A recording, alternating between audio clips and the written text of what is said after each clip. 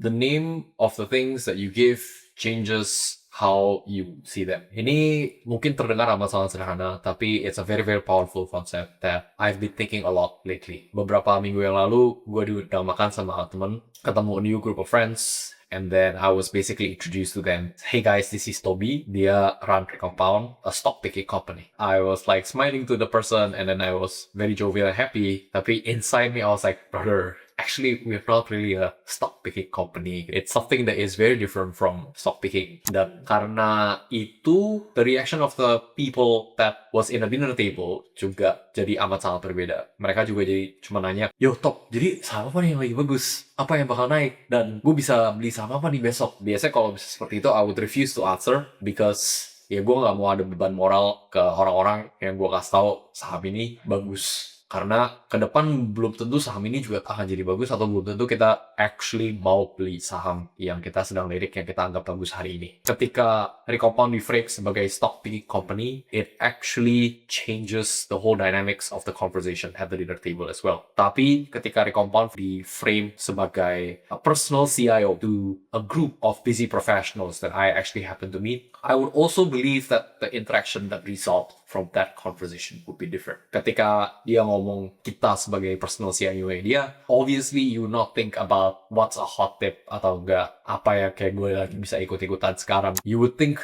more deeply about portfolio allocation, risk management, and about enduring long-term wealth building. This simple shift, the same Toby, the same Recompound, the same company that we are basically running, from the name that we are assigning ourselves, which is a stock picking company or a personal CIO, makes a huge difference. And I've been thinking a lot about it lately. Dan juga ini sebenarnya berasal dari waktu itu gue pas masih kuliah pertama kali belajar computer science, and one of the first classes, introduction to computer science, that I had to take was a little bit weird because we didn't touch code at all for the first 4 weeks. We basically just had to learn naming conventions, camel case, snake case, for those who are familiar with how we name these variables. And at that time, I was very confused. I didn't know why I had to learn how to name things properly in computer science. This computer science course was taught by a very high profile computer science prof. And then I was looking at my other computer science students counterparts from other universities, and then they were only building super cool apps, programs, games that they can frankly be putting in their resume and portfolio. And here we are learning how to name things properly. And I didn't understand why this was the case. And only a couple of years later, when I graduated from Yale and US at the time, I worked in a bank and in Goldman, and then I was like the software engineer over there as well. I saw the importance of what I learned in Yale and US at the time, which is to name things properly. The code base, to be frank, at Goldman was very old. It was very difficult to understand what the code base was written, and it was written in archaic language called C++.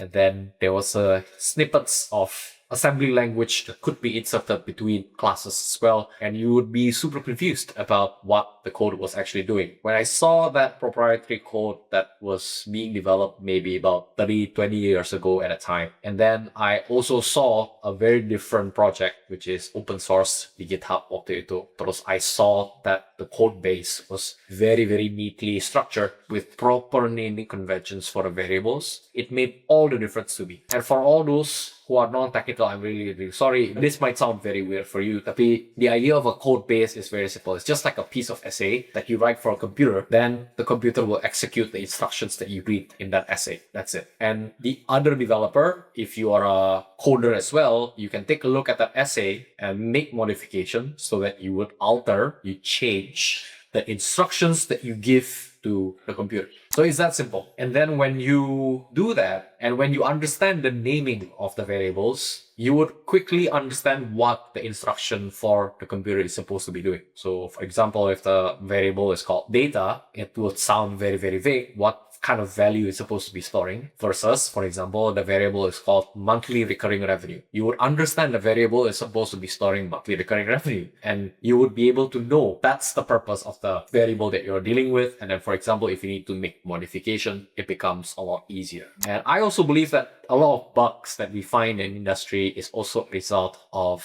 the improper naming of the variables that we write in our code base. So that's basically coding and software engineering. And you might be thinking that, oh bro, you're like weird for talking about software engineering investment channel, but believe me or not, that also is very related to investments. And if you think about it, Warren Buffett as well, I would say that he is a very, very exceptional investor, not just because of the spreadsheets or the financial calculations, margin of safety, whatever that he does, but partly it's also because of the label that he puts himself. He doesn't really say that he's a stock picker, because when he says that he's a stock picker, he will tend to look at the prices, try to time the market in a way that would be favorable for the short term, and then be able to define the exit points, entry points based on other market participants' emotions and so on. But he labeled himself as a business speaker. Ketika lu label yourself as a business speaker, you would naturally understand that you would frame yourself as an owner, and would you want to own this productive asset for the future or not, based on the quality of the management, the quality of the business, the growth of the retained earnings, the competitive advantage of this company. Would people still want the products and services that is produced by the business for years and years to come? So that's the mental framework that Warren Buffett puts in himself as an investor.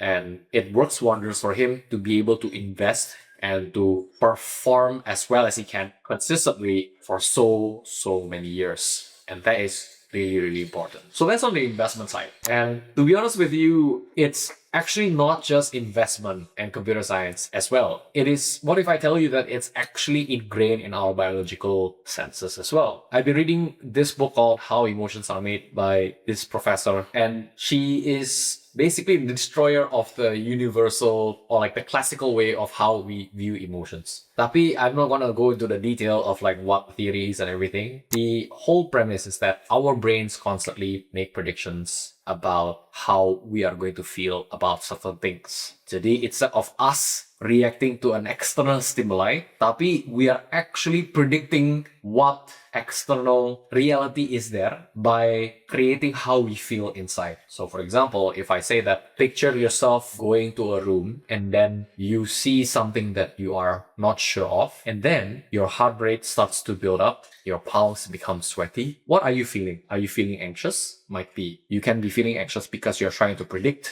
that the room is unknown and then you do not know what is come. Okay? Tapi I can also instantly change that and say that you are excited because you might want to see something that is unexpected in that room that you do not know about. And the point is that the emotions that you construct is based on the words, the names that is given.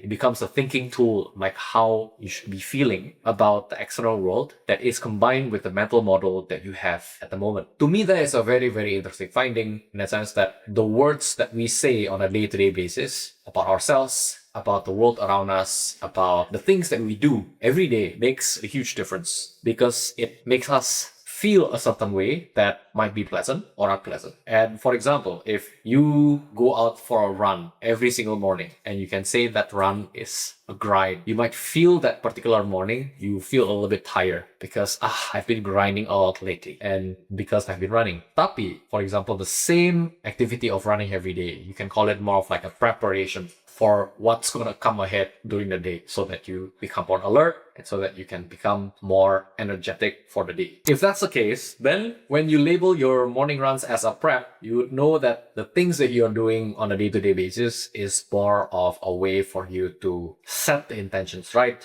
and for you to have a lifestyle with purpose. And then another example is market crash. You can label it as a market crash so that you can feel fearful. Ada foreigners pull out atau enggak, tentang re-rating sama all these rating agencies that create a lot of market participants to panic. Tapi you can also label it as market sale. And if you label it as market sale, you would think about it in a different way. You would think, how do I find bargains? And how do I look for opportunities that can potentially help me build enduring wealth for the long term? It's the same event, tapi the way you label it is different. And how you perceive the event will turn out to be also very, very different. And that's the very power of the words that you are using every single day, maybe without you even knowing. I guess I'm just gonna close with this. When you name certain things, you might want to be a little bit more careful, because the way you name things can have an impact on how you actually see the things that you're doing. For us, Recompound, we label ourselves as personal CIO, for example. That's intentional. That's not really a marketing gimmick. And then for yourself, you can have a label for your day-to-day habits or day-to-day meetings with your boss or day-to-day catch up with your friends. These would engineer the way you see the world in a more positive way or in a more negative way. And that's entirely up to you. And hopefully with this information, you'll be able to make a good decision that will make yourself a better person every day. Cheers.